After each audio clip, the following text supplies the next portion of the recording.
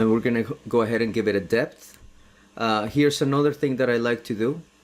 Rather than starting from the top plane and extruding either downward or upward, I like to use the mid-plane approach. So I'm sketching on the top plane. I'm going to give it a thickness using the mid-plane approach, which is going to expand this way, right? It's going to go halfway up, halfway down.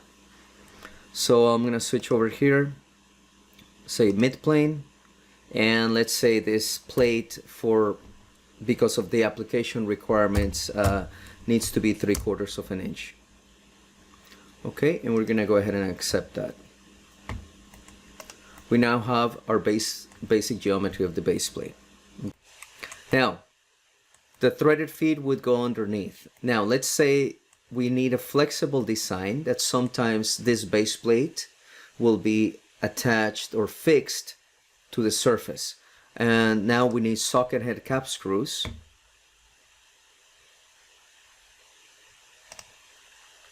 To secure the base plate to a tabletop, for example. So this is the feature. A counterbore hole is needed for a socket head cap screw. I'm gonna go ahead and be consistent, and well, actually, let's say this hole, the threaded fasteners that we would use are 1/4-20. That's what we call a threaded fastener, that is nominal size 1/4 of an inch. 20 is the pitch, 20 threads per inch. So a threaded fastener that is 1/4 inch in nominal diameter and 20 threads per inch pitch. And the form, a specific type, is a socket head cap screw. So let me go ahead and define those holes here on the base plate. These obviously go all the way through.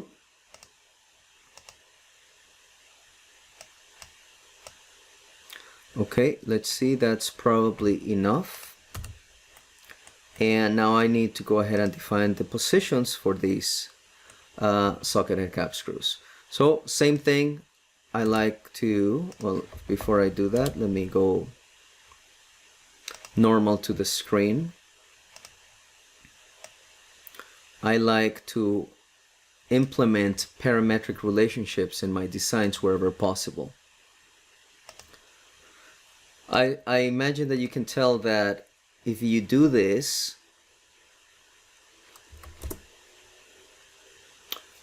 you can reuse a lot of your CAD models for different applications. You copy it and save it, and you're able to reuse it. So saves you time in the long run. Okay, now I'm not gonna fall for this again. I see that the initial hole is in the middle. I don't want it there. I'm gonna go ahead and delete that one. Oh, okay, I deleted the hole, but I believe I also deleted the parametric relationship. So what I'm gonna do is I'm gonna select the origin and say that I want it to be midpoint in relation to the diagonal. And now my parametric relationship is back for all 4 axis locations. Now I will add the points. There's 1, 2, 3, and 4. Now in this case, I'm not gonna make the lines of the rectangle construction type. It looks like it's not having an issue with that. Let's see. Nope, it didn't mind. All right, there we go. Now we have 4 socket head cap screw holes for 1/4-20 screws from the top, should they be needed. Maybe that's what the application calls for. For flexibility, we also have 4 threaded holes underneath if we want to add feet to the bottom. So it starts to look like this. Okay, that's already an improvement, but still we have the top edge being sharp. So I'm going to select the top edge and give it not a fillet but a chamfer, or in this case it is doable. Let's go ahead and go all the way. Most comfortable, most safe. Let's give it a fillet. We're gonna say that it is 1/8 of an inch. Because we're sticking to standard dimensions. and tooling that's available for machining. All right, so now you can see how that's going to be much more comfortable and safe for a factory operator, an assembly operator. Okay, so we've covered that much. Now let's go back to our list here. We talked about the CAD model and some tips on designing base plates in this particular case. Let's go ahead and talk about now and go ahead and create the engineering drawing. So I can add the depth symbol here, and I can say 0.250. That defines the counter bore. So I no longer need this 1/4 of an inch here. Can get rid of that one. And also this could stay here, indicating that there's a through hole of 266 thousandths of an inch diameter. But you can also compile that over here. You can add it here. You can say diameter 0.266 through. And I'm just gonna left justify the whole thing. So that fully defines that counterbore hole. Okay, of course it only defines one of them, and the drawing has 4. So last thing I would do here is say something like 4 places, which could be abbreviated like this, or 4 times. So we already covered stock material.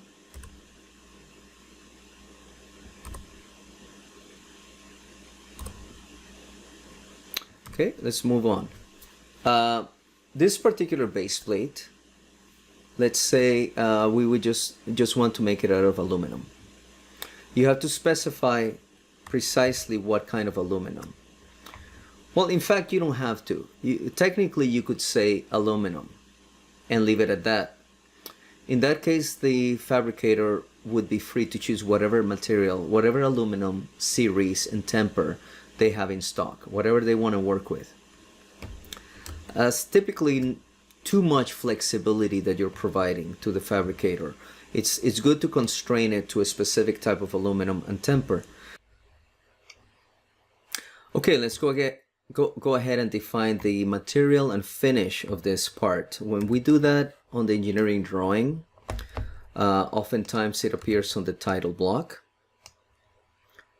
Right here we see material and finish. Okay, so the material has been defined. Let's go ahead and now define the finish of this part. So going back to the part model, in this particular setup, every company is different, your own setup may be different, but here in this setup that I have, I define the material and finish as a property of the part model, and then that automatically gets shown in the title block. Okay, so here's the material, the finish. I'm gonna go ahead and choose from my list of common material finishes and parts. We're gonna say that this one is hard anodized black. So I'm gonna copy that, paste it over here, enter. Okay. Going back to the drawing, that appears there, hard anodized black. Okay.